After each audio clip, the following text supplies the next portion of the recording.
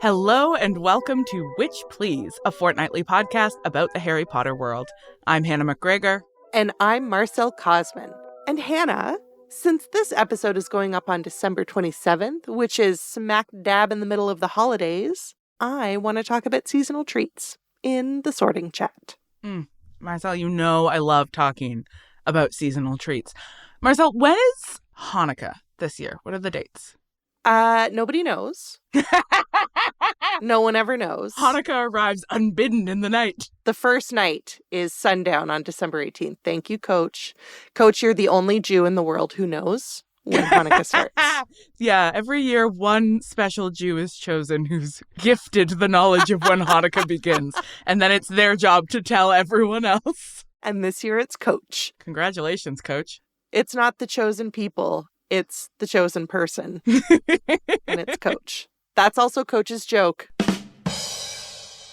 I ask because my favorite vegan donut place in Vancouver does jelly donuts just for Hanukkah. Sufganiyot. And I say it again? I've never had one, but I believe that it's pronounced Sufganiyot. Sufganiyot.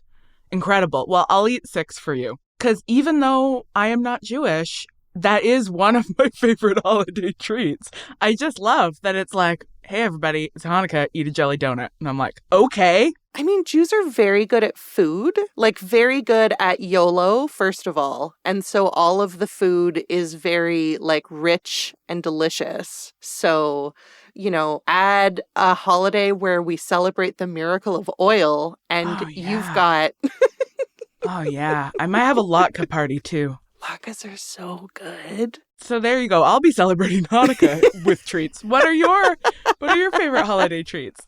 I love latkes and applesauce. Like I said, I've never had a Jewish jelly donut. I've probably had Goyish. I've probably had Goyish jelly donuts before, but never a Jewish jelly donut. I gotta say, my very favorite is we had this conversation, I think in our previous recording, we talked about gingerbread and how much we both love gingerbread. And so I got to go back to... We've got really one-track minds, huh? Well, listen, it's the time of year. I'm sorry, does somebody have something else they want us to talk about in the sorting chat? Something other than delicious treats? Listen, here are the things I've got. Delicious treats and updates on how my renovation is going. I'm promising you one of those topics is more interesting than the other. So yeah, gingerbread, but specifically my grandma's gingerbread. Are you going to receive that gingerbread directly from your grandma this year? I am going to see my grandma, if that's what you are asking. And she does usually make one batch of gluten-free gingerbread cookies just for me. And I am a real bitch about it and I don't share with anybody. So I got my fingers crossed. My longing for this year is to have an oven by Christmas because I would really... I don't have a kitchen, Marcel. I camp in my apartment. So if I'm very good, maybe Santa will bring me an oven and in that oven I will bake cookies. Oh my God. Hannah, you've been very good. And if Santa doesn't bring you an oven, Santa's a fascist douchebag.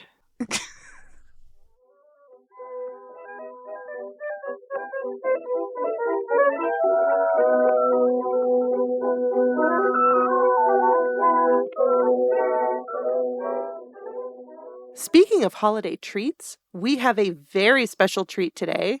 A guest! But, before we can unwrap our presents, we need to do a little housekeeping, which is what we're going to do in revision. Now, we are talking today about House Elves, which is a topic we have been touching on for, the whole podcast, as soon as House Elves were introduced, because they're such a, complicated, problematic, rich topic of discussion. Fraught, one might say. So we've been circling the topic for a while now. Most notably, we talked about House Elves in our episode on critical race theory with our special guest, Kay Alexandra, who read the House Elves as racialized and enslaved figures. In that episode, we argued that a key intervention offered by critical race studies is its focus on how racism is systemic and institutionalized. What that means is that racism is more likely to be embedded in cultural norms, laws, housing policies, budget decisions, zoning, etc., than necessarily to be articulated overtly as a belief or principle. So in that context, we can see how the embedding of house elves literally in institutions like Hogwarts naturalizes their role there to the point that most wizards seem to genuinely believe that freedom would make the elves unhappy. We also talked about the house elves in our episode on hauntology with Lydia Nicole. In that discussion, Lydia named the house elves as an absent presence that haunts the halls of Hogwarts, comparing them to the absent presences of enslaved people in historical photography. And of course, we've taken a special interest in Kreacher, not only via our extremely important segment Kreacher Report, but also in our discussion of motherhood with Erin Wunker. We noted the way Kreacher participates in what Erin called domestic world-making, alongside the impossibility of fully understanding the cultural role of motherhood without considering it in relation to race, with house elves, of course, being a central example in the books. Plus, in our very last episode about sentimentality, we talked about the sentimental tropes at work in Harry Potter and the Deathly Hallows and how they resonate with Harriet Beecher Stowe's Uncle Tom's Cabin. So Stowe, in that novel, uses sympathetic identification with enslaved characters to quote-unquote humanize them by depicting them as feeling deeply, in a literary move that is strikingly similar to how this book humanizes Kreacher by emphasizing his love for Regulus Black, specifically. And of course, lucky for our heroes, once humanized, Kreacher actually wants to serve them more than he did before. That seems kind of fucked up, doesn't it? It really does. And I think it's worth discussing why.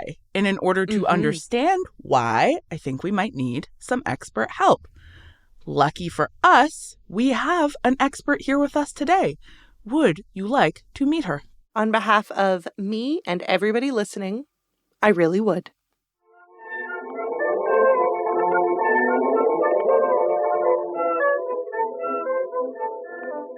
You know, there's something magical about this time of year when we somehow transform the longest nights into bright gatherings. And speaking of magical transformations, it's time for Transfiguration class. That was a beautiful intro, Hannah. Oh my God, thank you. It was just actually genuine, which is never the case with my intros. Our guest today is Dr. Jessica Marie Johnson, pronouns she, her. Jessica is an associate professor in the Department of History at Johns Hopkins University and a fellow at the Hutchins Center for African and African American Studies at Harvard University. She is also the director of LifeCode, Digital Humanities Against Enclosure. Jessica is a historian of Atlantic slavery and the Atlantic African diaspora. She is the author of Wicked Flesh, Black Women, Intimacy, and Freedom in the Atlantic World, published with University of Pennsylvania Press in 2020, which won so many prizes that I can't even list them here. And of course, she used to babysit Coach. Welcome, Jessica. Welcome, Jessica. Thank you so much for joining us. Thank you so much for having me. A really important addition to the bio, I think we can all agree. Oh, yeah, absolutely. I assume that that's just part of your bio, Jessica. Absolutely. Is that true? Yeah. No. It's how I've made my way. Amazing. Can we begin by hearing a little bit about your relationship to the Harry Potter series? Like, these are, one presumes, books you have read. Were you a fan as a kid? So I was very much a fan. I was a huge fan and remain a huge fan of the books, even if I have not so fan-like feelings about the author now. But yes, read them all. Actually was late to reading the books, was maniacally addicted to the movies. My younger sister, Kristen Iris Johnson, who Coach also knows, and who has now gone on to do genre fiction as well. She right now has a show on All Black network called Wicked City. She was the one who really convinced me, like, no, you really have to read the books. There's something in the books that is richer and deeper and a little darker when you actually start reading the the actual text than the movies, which I think are, a really fun ride, and have all kinds of really interesting elements. But yeah, and the thing, there are many things that are in the books that I'm like, oh, this is a little different. And that relate to thinking about race, thinking about even slavery. The House Elves definitely, that was one of the most obvious ones. The questions of blood and also just rise of fascism. There are some really blatant things in the books that are not as clear in movies, but once you read the books and watch the movies, it's like, okay, I see exactly where the shadow of this is. Do you identify with a particular house? I have taken those Harry Potter tests that used to circulate on the Facebook and on the socials. And I sadly would usually end up in some combination of Ravenclaw and Slytherin, which I'm not sure. Nice. I always wonder why is this here? I love that Slytherin is an option on the quizzes. It's always like, oh, cool, I've sorted into the fascist. Yeah, sure. Yeah, and I get, some aspects, some rampant ambition there, some aggressive, antisocial behavior, maybe a practical joke that's fatal. Okay. Sure, Oops. Can see how some of that is there. Who hasn't killed a man or two in their lives? Oops, so sorry. It was funny. In my defense, it was funny. I do have a theory that a lot of academics, I think, lie at the Ravenclaw-Slytherin intersection. I think that is a very common intersection in academia because you got to be bookish, but you also need to be a little cutthroat. You have to be a little cutthroat. So, Jessica, your research focuses on Black diasporic freedom struggles. So why don't we start by talking about the concept of the diaspora and why it's so central to the histories you study? So I am very, very much interested in the time period that includes the period of slavery. And in coming to that history, I was very interested and remain deeply invested in Black life. So how are people of African descent, Africans and people of African descent, really grappling with this world that is being created around them, that they're part of, but also, part of macro processes that are well beyond the home that they live in, the town they live in, the nation, all of that. And for me, that work really required a deep investment in histories of the African continent, polities on the continent, and thinking about the ways that African history has to be part of the diaspora history. African history has to be part of the history of Black peoples across the Americas. And this is why I think without a deep grounding or considered it grounding and understanding of African experiences across the continent, of the different polities and their the different nations and their politics, their structure, their economics, the reasons and rationales by which they engage or do not engage each other, as well as Europeans that come to trade for all kinds of things, for gold, for cotton, for Africans as well. Then we end up with a kind of history of Black people in the Americas as oh, okay, you arrived as enslaved. And then there's no kind of sense of, oh, actually, people were people before they were embarked on slave ships. They were people with rich and complex histories, with cosmologies that predated their time in the hold of the ship, with politics and a different understanding of the world at times, not always, but at times, that predates, the Enlightenment, that predates European ways of thinking, Western modes of thinking.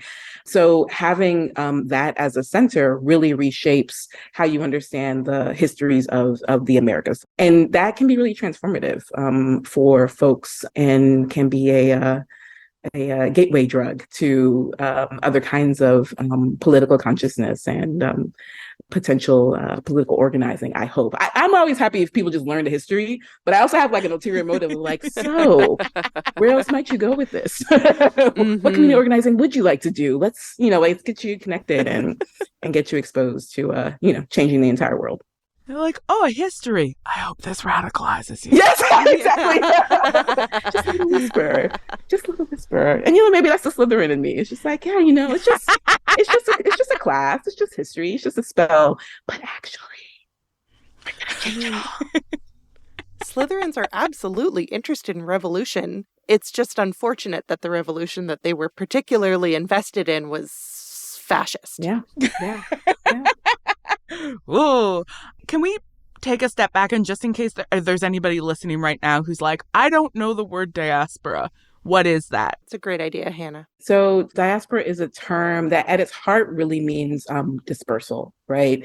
And is usually used in regards to the forced dispersal of a people. So it is used in relation to, often in relation into Jewish diasporas as being forcibly dispersed in a whole host of directions, has very much been taken up by folks who are thinking about the forced migration and the forced kidnapping and trafficking of Africans from across the continent into the Americas. But it's also used in other capacities to describe forced movement broadly. And that force piece, I think, is really important because I think sometimes it can be used to just sort of describe, yes, we're just moving around. That's more migration, right? That doesn't capture the part of the movement where you are moving because you have no choices, because of austerity, because of land enclosure, because of climate catastrophe that, at this point we realize is, it's so much man-made and so much industry made by petrochemical companies and other things.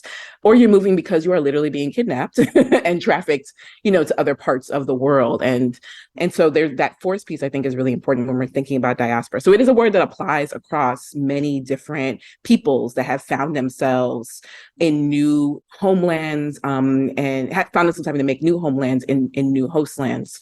But in this instance, when I'm talking about diaspora, I am specifically thinking about the African diaspora, and which is global, which it spans, so much time and space. I'm thinking about the African diaspora as it was being created between the 1440s and the 1880s, which is that period of enslavement. So 1441 is the first ship that is of Africans. I think it's like 235 African women, children, and men who are trafficked from West Africa, arguably Mauritania or Senegal. I think the kind of debate is still debating, but are trafficked to Lisbon. So that's that very first ship of this era. And in 1888 is the general emancipation in Brazil. Yeah, and so that thinking of, if we're talking about diaspora, we actually need to think seriously about where people have come from, not just where they ended up, which is, I think, such a vital intervention into the way a lot of stories about minoritized subjects are told, which do tend to sort of fixate on the experience of what it is like to be in the place that you are now in, and less of that sort of historicizing of what have you brought with you. Totally. I mean, I usually go by scholar Kim Butler, who is a Brazilianist, African diaspora scholar. Her definition of diaspora, when I'm thinking about it in practice. So her definition is diasporas have 5 parts. One is what is creating the conditions of dispersal. There's the homeland, which is 2. 3 is the host land. 4 are relations with that community in where they land.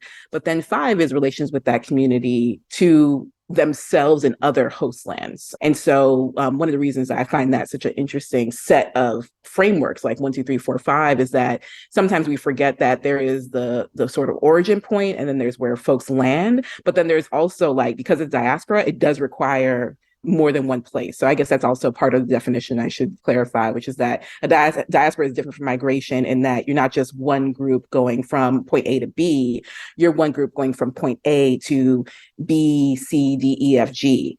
And so that relationship between, the folks who end up in point B and folks who end up in point C or point F, those actually become really interesting relationships. And that's what you have. And when you're talking about the African diaspora, you're talking folks who have an origin point in the continent, but who end up in Cuba, in the DR, in what becomes the United States, in Brazil, and have, sometimes very different relationships, not just to each other, but to where they landed, the empires that have enslaved them, and the communities that they have to build and rebuild in those places. So it's very complicated. Historicize, it's always time to historicize. So we've talked in previous episodes about this concept of absent presence. And in our episode about critical archival studies, the way that archives like strategically and intentionally erase some voices. So I'm really curious to hear more about how you work with archives in order to understand the experiences of people like enslaved people and Black women in particular, whose own voices have rarely been archived in these histories. Yeah, absolutely. It is a very careful kind of work trying to even just spot Black women in the archives in this time period. This is a time period where the texts that are available are themselves limited, because this is still, this early, we'll just call it the early modern era to kind of bracket that, that centuries that I just mentioned. In the early modern era, most people are not actually reading and writing. Think of like the masses. Masses are not reading and writing and then saying, hey, let me save my diary in some library, in Benjamin Franklin's library. That would be really great. The traditions are oral, the conversations are very oral, music, dance, all of these things. Now, these are things that now we're thinking about how to archive, but at that time, not. So when you think about who has the privilege and the economic, ability to, pay for a pen and paper, to think about writing it down, to imagine that they have something that, have a place that somebody will, save this for posterity. You're talking about a particular group of folks. Initially, very much you're talking about the nobility. You're talking about a kind of upper middle class gentry. You're talking about, when you talking about numbers and figures, you're talking about folks who are, business people, traders, investors, that kind of thing. And these are not people who are often of African descent. There are some, but they're, in the grand scheme of this moment, most of them are European. They're in this world of this, what we describe as the Atlantic world. So North America, South America, Europe, African continent. They're in this world in part because they are part of a colonizing project. They are, the sons of nobles who own plantations, who end up, somewhere in Jamaica having to run the plantation. They are overseeing other plantations. They're ship builders, they're ship captains, they're surgeons who are, also navigating this world of, strange healthcare and all of that. So these are not folks who are African. Again, in this particular world, you actually have a very strong literate culture, particularly within West Africa, because Islam, requires and demands particular kinds of literacy and writing ability in order to move forward in the faith. So that's not to say that the continent itself doesn't have a writing culture. It actually very much does. But in this early modern space, that's not necessarily the case. Those who are enslaved, even those who are able to read and write, Jah Ben Solomon is actually a really good example, who ends up finding his way back. They are not given access to those materials. And so you have what is brought down to us because of who is able to create textual material, but also then, find archives to put it in, is biased. It's just as biased. Like, we can play objectivity games, but what we have available to us is from the perspective of mostly white men, often also white women, some folks who are invested in some way in the colonizing project and the imperial project, and who have, at best, complicated relationships to things like slavery, things like indigenous genocide. And so if that's the perspective we have, already reading into that for what are the experiences of African women and women of African descent is difficult, and reading deeper into what is available to find where the voices of Black women might be speaking for themselves or writing their own experiences is also really hard. And so we have, some sets of documentation that, have been cleaved to and mined and need to continue to be mined. So we have, 19th century slave narratives like Harriet Jacobs, Sojourner Truth dictated hers. Harriet Tubman also told her story often, both on the lecture circuit, but also, had it written down. So we have those kinds of things. We also have court documents where enslaved people are taking their owners to court in order to secure freedom, demanding their rights according to the Code Noir, which is one of the, as an example, which is one of the Black codes issued by the French Empire, where they could be litigious. Africans were incredibly litigious in the Americas, worked very, very hard to place themselves before and in front of people in authority in order to be able to make their claims for all kinds of things. If they killed their owner, they're making their claims for like, no, it was actually justified. If they stole food, like same thing, like dancing, like all kinds of stuff. And not just in their own defense, but like saying like, no, I have a right to do this. I have a right to freedom. I have a right to, I have a right to certain rations because of the Code Noir or because of whatever police codes or black codes are operating. And so those are the kind of documents where we're able to glean from those some of the experiences, but they're not complete, which means being true and thinking about, okay, what might be missing is a very deliberate practice and methodology. In the book, one of the things I talk about is the null value, which is a way of sort of thinking about and holding space for what is missing in the register, in the census, in the archive, and imagining what the possibilities might be there, both violent and destructive, but also possibilities of resistance and marronage on the part of enslaved people. Where are enslaved people potentially trying to avoid being written down? Because, the act of being caught often attended their appearance in the archive and in documents. So you also have those kinds of aspects of material research to be thinking through as well. Jessica, for me and also listeners who might not know, could you also define what marronage is? I'd be happy to, yes. So marronage is the word that was used at the time and that scholars now use to describe running away. And so that might be running away for a time, which is also, the word for that is also truancy, particularly in the English-speaking colonies. But marronage, a petit marronage, is the word that is used to say, oh, this person is running away, maybe for a time and may come back. And then there's a word, marronage, which is basically you have run away for weeks, maybe months at a time. Maybe you are never going to be found. Marronage is also a word that describes the communities that where they were able to build like whole palisaded, enforced communities of runaways, maroon communities. That word also describes those communities as a whole. So Suriname, Jamaica, like communities in the Dismal Swamp of the United States, in the cypress swamps of Louisiana, like being able to kind of come together as a band of runaways was also a practice where it was possible. Yeah. Okay, this does actually tie in really well to our next question.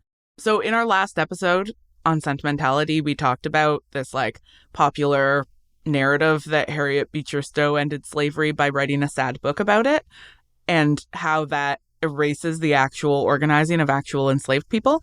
So can you tell us a little bit about some of the forms that freedom struggles took in the Black diaspora? I absolutely can. This actually does segue really well because the maroon colony that I didn't mention was actually the Northern United States, especially after the Fugitive Slave Act of 1850. We could actually think of, and I think scholar Stephen Hahn actually makes this claim, we can actually think of like the Northern US, like that above the Mason-Dixon line as, a protected space for runaways. And that's to say that, before and places that still had slavery long after Harriet Beecher Stowe wrote Tom's Cabin, you absolutely had enslaved people. They were the ones who really pushed the lever as far as securing freedom. So some of the ways absolutely look like running away, right? Running away, even if for a time, is something that push the boundaries of slave owner power, of push the boundaries of even like the geography of the plantation, like transgressing that was very much a radical act.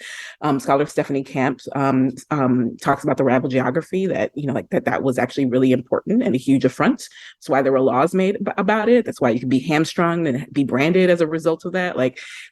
And that's another thing, like when we think about the punishments that are being offered, like we actually can't be light about, like things that might seem small, like, oh, they gathered for dancing. That wasn't really resistance. No, they could be killed for that. And there are people in the archive who were killed for just gathering to dance. And so, like you have things like that. You have folks who, reclaim their time and their labor as a result of gathering, as a result of creating gardening spaces and selling their own goods and creating some kind of economic space for themselves, which becomes a gateway drug to saving up money for your own self-purchase, right? So like you have these step by step. You had folks who raised arms, full arms, like full attacks on slavery. The Stoner Rebellion. You have Nat Turner's revolt. You have the 1811 slave revolt in Louisiana. Like so many, and this is just like what becomes the United States.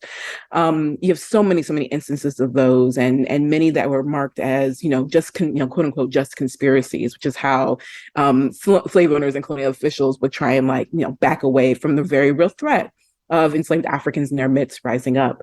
So in every way possible, in 1,000 ways that we have yet to even really conceptualize and theorize, enslaved people and free people of African descent fought against slavery. And so, I think that it's important to think about, Uncle Tom's Cabin and Harriet Beecher Stowe and the print culture that's generated around this moment of organizing in the latter part of the antebellum era. It's absolutely important. Frederick Douglass knew the power of the pen. He wrote multiple autobiographies. Sojourner Truth knew the power of the lecture circuit. She would sell photographs of herself that said, "I sell the shadow to show the substance," right? Like she, very much, was clear that, we need to talk about this. We need to let people know what is happening. We can't let up, right? But it is also the case that had to coincide with armed revolt. It had to coincide with the remapping of time and space that, truancy allowed, that if I go this far, this is where the dogs won't catch me. If I go this far, this is where the river is. That all of these were part of an education of resistance and an education of radicalism that helped lead to the Civil War. It just, period. So enslaved people free themselves. It's sort of the long version of this through their own acts of resistance. And great to have texts like Uncle Tom's Cabin that generated a kind of sentiment. And that's important, but the actual act of doing that freedom lands in the hands of Black people. In Wicked Flesh, you refer to Black women practicing freedom even when they could not call themselves free. And that has really sort of struck me, this idea of there are these really important acts of literally freeing yourself in a legal sense. And then there are, as you say, these practices of gathering, dancing, these other things that fall outside of a simple binary of free versus enslaved. And that complicate that binary as being, like an off-on switch. Either you're enslaved or you're free, and there's nothing in between. Yeah, absolutely. I mean, I think one of the things that was always interesting to me in how academics in some ways have written about slavery is that there is the enslaved person, and then they get a document that says they're free, and now they're the free person, and hooray. And, yes, absolutely. There is so much that leads up to securing that document, which most people, even in, even after they've petitioned, even after they've taken their owner to court or appeared in, before whoever official or appeared in the will, there's still no guarantee and not always even documentation that they secured the document that says they're free. So there's also that aspect.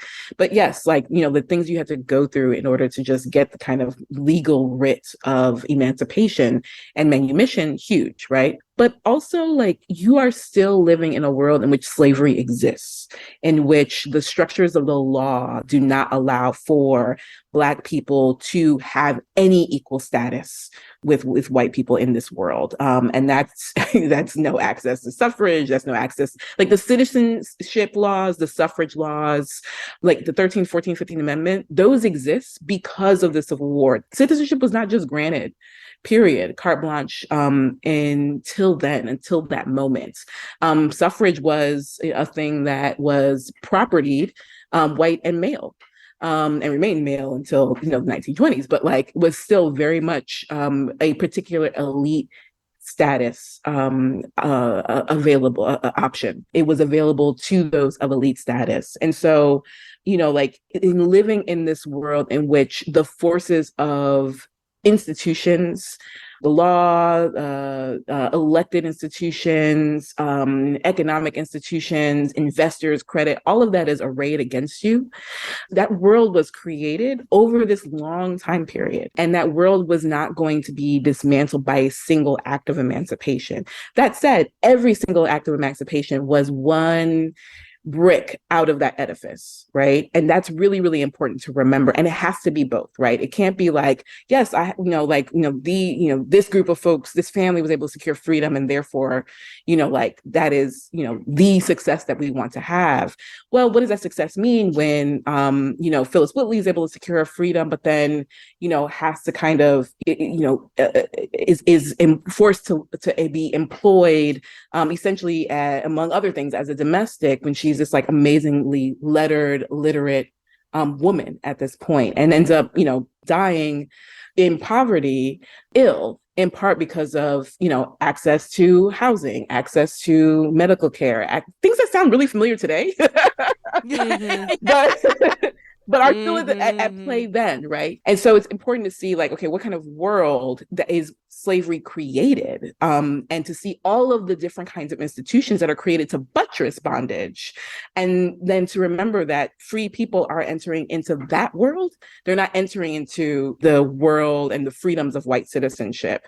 And that's part of the reason why, even if you ran away across the Mason-Dixon line or ran away all the way up to Canada, you are still understanding your lot as the same lot as enslaved people, especially at least in the U.S. context. And that's a kind of kinship, and also a political understanding, political consciousness of, here are the stakes, right? And the stakes don't change now that I've had access to manumission. They may be ameliorated a little bit. They may be ameliorated a lot, but I am still being seen in this kind of second class positioning, third, fourth class positioning. And that means there's more work to be done to truly have an abolitionist world, to truly abolish the institutions and the structures that were created out of slavery. I feel like that is such a beautiful place to segue into our next segment. Let's do it.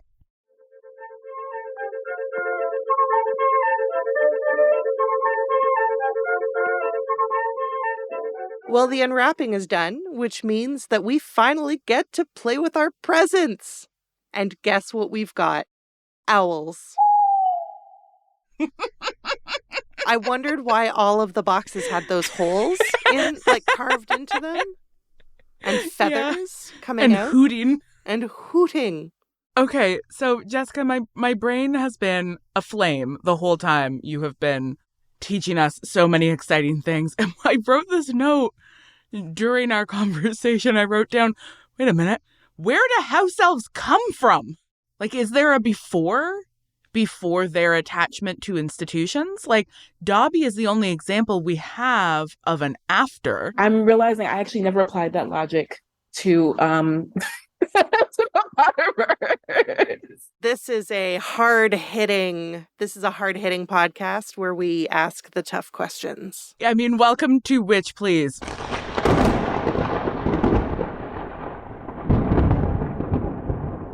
What we do is take a really serious theory, and then we're like, but what if we apply it to Harry Potter? No, but it's really interesting, because it's one of those sort of backstories that is kind of not whispered about, but probably least hinted at, I feel like, from the books, because there's the house elves, there's the goblins. Like, goblins have this long history. Harry encounters this idea that goblins didn't make treasures for humans. Exactly. They made them for themselves, and they've got their own culture and logics of ownership and all of this stuff that Harry's like, wait, you don't exist just to run the bank? No, actually, we have this whole, grief with you guys, because you guys took all of our things and, have sequestered them into the bank, and we would like our sword back. And yeah. But yeah, house elves sort of kind of drop out of the bottom of that, if I remember correctly, that there's not really a clear origin story. And that's always nothing. There's kind of weird things about them as a feature of the world building, right? Like that they sort of like Harriet Beecher Stowe and Tom and Eliza, they have, they perform a function narratively, discursively, in the political consciousness even of the main characters, but they're kind of like, it's like 3/4 full of humanity, and that like last piece ends up sort of missing. And then that last piece includes like, what is the origin story? Like, how did you get here? How does this dynamic happen? So if we want to think about the Harry Potter novels as doing a similar kind of work to a Harriet Beecher Stowe, where it's like a quote unquote sympathetic white author who wants to make these othered and enslaved and marginalized people sympathetic to the audience. What are the things that we should be reading for that would signal to us like this is a limited and problematic approach to characterization? Okay, so I'm gonna answer this, I think. So, for example, there's Kreacher, right? And the scene where we finally actually hear this is what happened with Regulus. This is what happened with the locket. And, there's, the subtext of Regulus, like really having like sensitive feelings for Kreacher, like actually caring about an elf, which is like, oh my gosh, like how could that be? And all of that is interesting. But there's just there's this moment where Harry, after they hear this story and they realize, oh, Kreacher is devastated because he can't destroy the locket, like that Harry, I forget what he offers him, but he basically makes a gesture of, he gives him something from Black. He gives him the fake locket. And Kreacher just has this like, oh my gosh, thank you so much. Like, it's just like a whole kind of meltdown of gratitude, right? Every time I encounter that part of the narrative, I always go to, in my head, the stories from the antebellum period of white people traveling throughout the South and saying, oh my gosh, and the enslaved people are so, they're so effusive and they're so thankful, and they were so grateful that I gave them food or water, or that I I gave them a compliment, and they just tears came to their eyes. It was so meaningful to them. And I'm like, what part of this is House Elves like being hardwired as, I think the book tries to say, especially through Hermione, that they're hardwired for this kind of effusive gratitude and loyalty and all of that. And what part of that is them playing a game? What part of that is them, masking? And some of this, especially, now knowing who Rowling is, like at the time I was probably giving her too much credit. But at the time I was also like thinking about, there is, if we are informed by the practices of freedom, by praxis of resistance, by the ways that Black people throughout time and space have had to have one face in public and code switch to have another face in their communities, like how is that happening potentially among House Elves and within the dynamics they're having with each other? Like, what does Kreacher go back and do once he's able to kind of like have some quiet time by himself? Is he there talking shit about the Blacks? I don't know. But I like to imagine that, like there might be something there that is, beyond sort of that one note. Yeah, that sort of incredibly valuable question always of like these characters who we only ever see through Harry's perspective. What are they like off screen? What are they doing when Harry's not watching them? And also, how unreliably is Harry actually recounting to us the details of these interactions? Because we know he's an unreliable narrator. And we know that he's not a particularly thoughtful observer of the complex politics of the wizarding world. So generally, we only get attention to those politics via Harry reporting other characters talking to him about them. So, most of our sense of like, there is something wrong with the way that House Elves are treated comes through Hermione's voice, for example.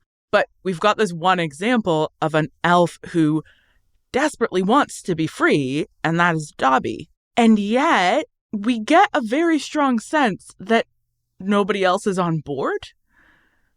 So this is a big question for me, is like, why do we have, and let me put a star beside the word why do we have one elf who desperately loves freedom and who uses that language over and over again, right? He says Dobby is a free elf. It is on his tombstone, right? He is a free elf. That is the key thing about him. Dobby has no master. Dobby is a free elf. And Dobby has come to save Harry Potter and his friends. And yet, he is surrounded by other elves who seem to have no desire for it. And the star beside why is sort of I'm interested in why within the logic of the series, but I'm also interested in the sort of like narrative why. Like, what are the narrative implications of creating this one character who represents freedom and then killing him? That is always so wild to me. That is always so wild to me. Like, Dobby is a free elf, but he couldn't live as free. Ron, Hermione, and Harry in particular, like their sort of reactions to the House Elves, like throughout the series, like Hermione's whole campaign to free the elves. It all gives in some ways, and I don't know if this is intentional, but it gives this kind of interesting window into some particularly like white liberal framings of, what right liberal imaginings of Black freedom and the role white liberals might play in that imagining, right? Like you have, like, they don't want it, they don't deserve it. Like Ron is just kind of like over it, right? Completely. You have Harry who's like, I'm actually just confused and I'm new to this and I kind of want to help, but also like I have my own plans of what I want to do. This is like the white Marxist version. It's like, oh, that Black freedom thing, that seems really, really important. But also like class. But later, I've got this. Later, I'm busy. Like there's this whole other thing, in your time. But also class is. And then there's Hermione, who is, like in a lot of ways is a bleeding heart, is like, I have just discovered that I am the maligned of the wizarding world. And also, so are you, House Elves. Let us band together. And so there's something really, I think this meant to be very sympathetic about that for sure. But also like, she also is very much, oh no, they're hardwired to be faithful. They're hardwired to not be whole selves at all points. She's very much like, no, you don't understand. Or I don't think this is in the 7th book. I think this is earlier, like 4 or 5, where she's leaving clothing around to free them, like a very kind of passive intervention in a, slavery regime. And also like, you could potentially get them in a lot of trouble by just, by them encountering those things. Do you think they don't know that they could be in trouble for that they could be punished for that? All of this to say like that Dobby could not exist as a free elf in the world that is after revolution or after the end of fascism or after, like that moment, right, of escaping. I was thinking about exactly that when you were talking about, the sort of enslaved free binary and what it means to be sort of freed into a world in which the conditions of slavery continue to exist. And that is the context in which Dobby is free. Like, Dobby is free in a world in which House Elves are defined by their lack of desire, their desire for non-freedom. Like, not even a lack of desire for freedom, but a desire for indentured servitude.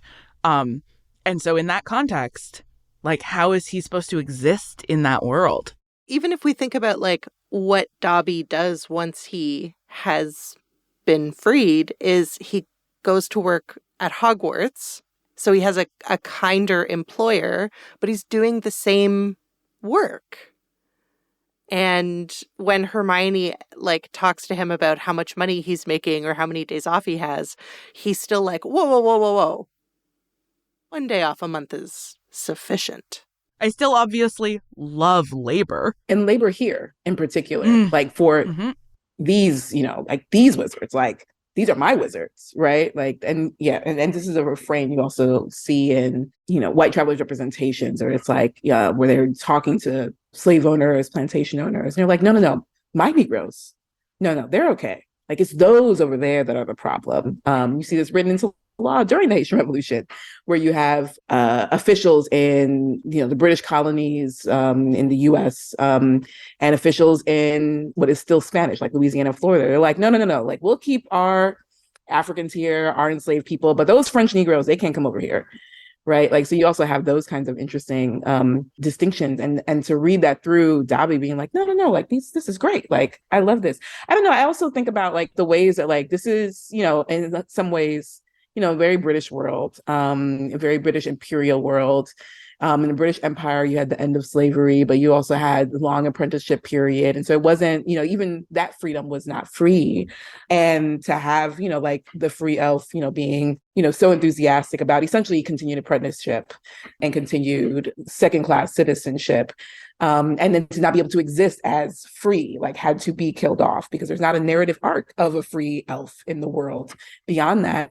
Those are actually very aligned, right? Like, so the crisis of what to do with Black people after freedom was a thing that held up emancipation and then was resolved by saying, well, we'll just keep them in some kind of form of servitude until, they seem to have proven themselves correct and proven themselves as adequate for equal citizenship. And that adequate for is a thing that just continues to be pushed further and further into the future in various kinds of ways.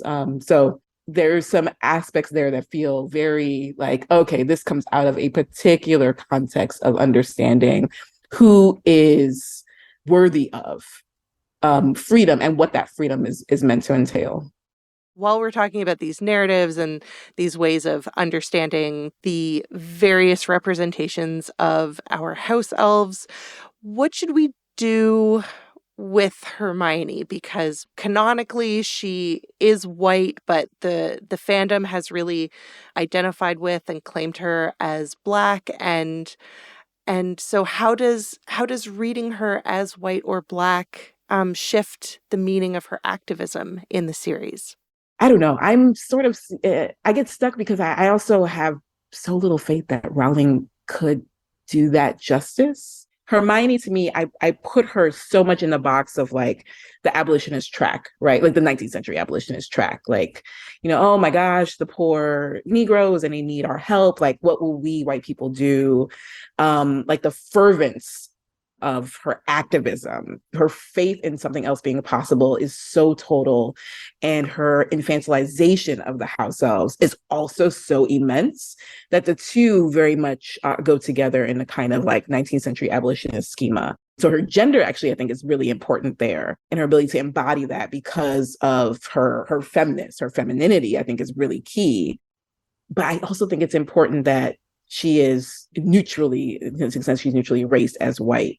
I would love to see a Hermione that was like Black, Caribbean, African descent, is also thinking about, mudblood and the conversation also about race and phenotype and one drop rules that could bring that into the conversation whenever the mudblood conversation. I know we're talking about house elves and so mudblood, but that's the thing. Like, so that's the thing that comes up, right? Like it's, and we're talking about house elves, but at the same time, like a Hermione who is of African descent can't then look at being a mudblood and the conversation about mudblood being a mudblood in the wizarding world in the same way. Like, it's, for me, it's just impossible to disaggregate those. And I think that for a character that's true to that story, true to that background, it would have to bring those together. And that then makes me imagine, well, then what are there other solidarities that could have been possible between a mudblood Hermione activist and house elves? Like, are you then looking at their actions differently? Are you seeing that kind of like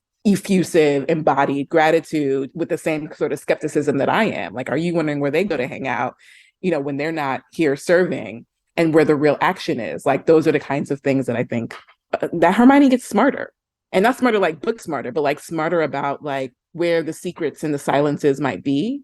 And, that may or may not change the fundamental things she does with Harry and Ron, but it adds a kind of interesting texture to where and how she understands social relations lie in this world. So I think it changes a lot, but I think it also means that that it's a rewriting of her that I think could be provocative and exciting.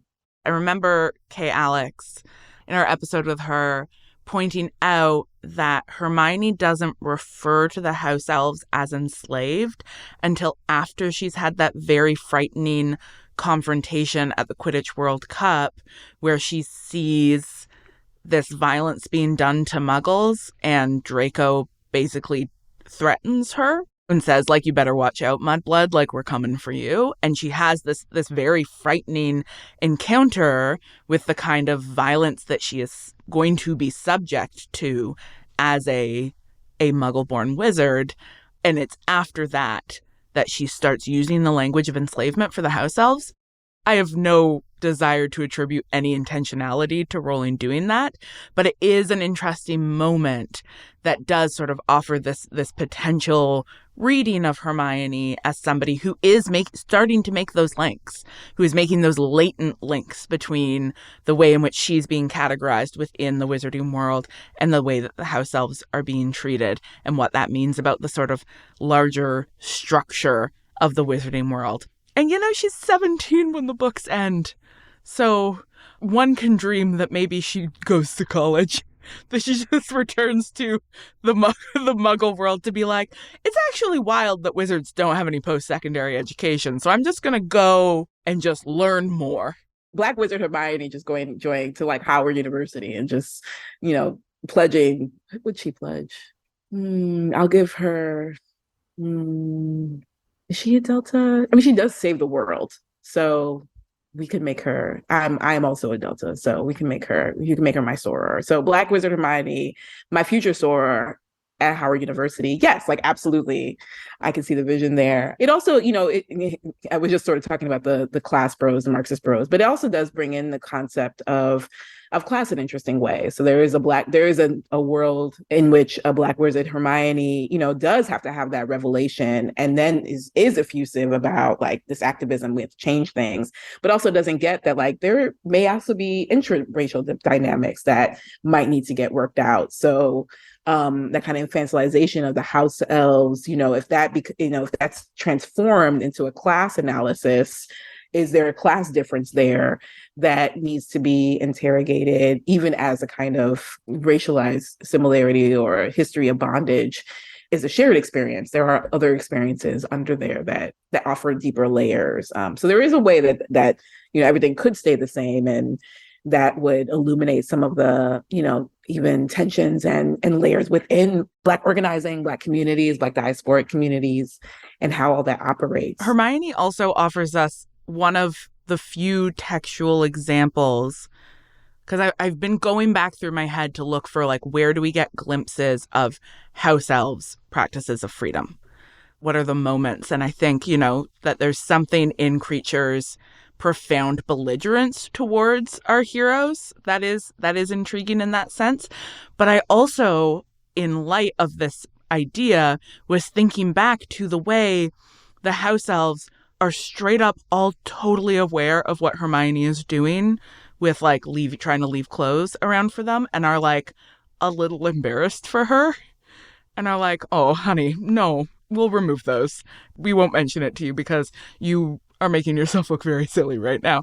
And that is interesting, isn't it? That, yeah, and one version of that, it's just a reinforcement of House Elves hate freedom. But another version of it is like, they've kind of got their own thing going on here, and they don't need you to come along and infantilize them like this. Introduce them to freedom as though it's something they've never heard of before. Yeah. So we're coming to a close, but what I'm wondering is, can we get a sense, based on the way that these relationships are playing out in the books, can we get a sense of where Rowling is getting her material? Where is she getting her information about the appreciativeness of Kreacher on receiving the fake locket? Or where is she getting her information about the reluctance of the Hogwarts House Elves to be freed? Like, yeah, like what are the intertexts there? What is she drawing on? Yeah, because it doesn't sound like she's drawing on like revolutionary Black literature. Can you imagine? It doesn't seem like that's the archive she visited to build this world. I actually just a few minutes ago, when we were talking about where the House Elves come from, I was like, oh shit, is this going to be one of those things that like Rowling wrote a whole silly Pottermore article that was like, actually, here's the history of the House Elves. Wizards used to just poop on the floor and then disapparate it. Like, is this going to be another one of those? And I looked, and it does not appear that she has attempted to give them any history. But the like Harry Potter fan wiki talks about like the possible inspirations for them and roots them in relation to like the history of brownies and like the particularly Irish, English, Scottish history of fairy stories So like these fairies that like, will come to your home and do things for you if you leave gifts out for them, or like that there's a fair, like, so there is this history of sort of stories of the fairies and how you leave stuff out for them so that they'll do you favors and stuff. So that's the link that they're making, is like, maybe you leave them a baby, but usually the like a changeling thing. Yeah. usually like a bowl of milk. Yeah, so if you're mean to them, they'll take your baby away and replace it with a changeling. But if you're nice to them, they might like make your shoes for you, like the shoemaker's elves. So there is kind of this British fairy tale history, which is definitely unintertext for sure, but absolutely does not explain the abolitionist ferocity of Dobby or the emphasis on freedom, which is not, I guess maybe is there kind of a little bit in stories of leprechauns, like if you catch them they have to give you stuff, but like that's not, the house elves are like, they're not random feral elves that have been caught and so have to grant a wish. Yeah, I would not have taken it there. Brownies and fairies was not where I would have imagined that would go. Although I can see that. But to me, that also is like slavery's right there though. Yeah. Like, so that's like, and I get Yeah. that. And I think that's the thing that fandoms do, and genre fandoms in particular, white genre fandoms in particular, are like, no, it's not that. It's obviously this other thing. It's like the dragons, not, the concentration camps. And it's like, well, actually, the goblins aren't Jews. Don't be silly. The goblins are just goblins. Yeah. Or we could talk about British Empire and its history of, the sun never sets on the British Empire. We don't even have to go to the Caribbean or, the Americas. Like, the continent is right there as far as thinking about subjugation and servitude and forced labor in homes and forced labor period. Like, because that's the theme. It's not just domestics. They're not just like, hey, it's not an exchange. They are very much like, they're bound to families. They're bound into bondage. They are bound. And that is a particular genre of like the spell that keeps you in a certain position or a certain place. But it's also, the history is right there. And so what is interesting about thinking about it as a British text is that you have this really, really deep and proud and loud history of, well, we freed the slaves. Like, guys, we freed them. We are the reason why you have the Somerset case that stopped slavery from being in Great Britain in the European soil context. It's why you have Abolition Act. Like, it's why we ended the slave trade. Then we policed the waters so that the slave ships could not come across, which only worked mostly for the North Atlantic and not for Brazil and Spanish-speaking places. But it's why you have that. That narrative is very, very, very dense. And so I think that is one, like, the intertext that is happening here, which is to say Hermione embodies, like, in her activism, sort of embodies that narrative of like, no, like, we must do this for the colonized peoples of the world that we have colonized and will continue to keep in some subjugated status for our own financial and economic benefit, financial and political benefit. Like, Hermione kind of embodies that. And house elves themselves, I think the structure of their lives embodies the other side of that, which is that, yes, we have freed you. What do we do with you? We can't make you equal. Like, that's the impossibility of equality or imagining full humanity, I think, is the piece that is also some of that intertext, like that. Well, yes, you're freed, but here's all the criteria for citizenship, and oh, funny, you don't meet it. And funny, you probably never will. And funny, like, oh, you want your nation to be, freed of British Empire. Well, I don't know, maybe in another 50 years, right? So I think that I think those are like... Your economy has for some reason been devastated. So we don't think that you're ready for independence. Weird. Yeah, we don't know what happened there, but it's no good. So I think that's actually the intertext, one of them that Rowling is reaching for. And while I, most of the kind of interventions I've made have been a kind of a U.S. context, the British Empire is right there. We don't really have to reach to brownies. Although I thought you were going to go somewhere really interesting with like Ireland and the UK and British relationship between Northern Ireland, I was like, oh, this is going to get spicy. But there is within the UK a history of violent colonization. And I think there's some implication that the House Elves are like indigenous to the UK, but that doesn't mean that they weren't like violently taken over. I mean, they're attached to old wizarding families and old wizarding institutions. So there was a point. Estates. You're right. There's plenty of history right there in the UK. It's very close to turn to. Yeah, it is so very close. There. When you hear, galloping, you just think horses instead of zebra. Like the horses are right there.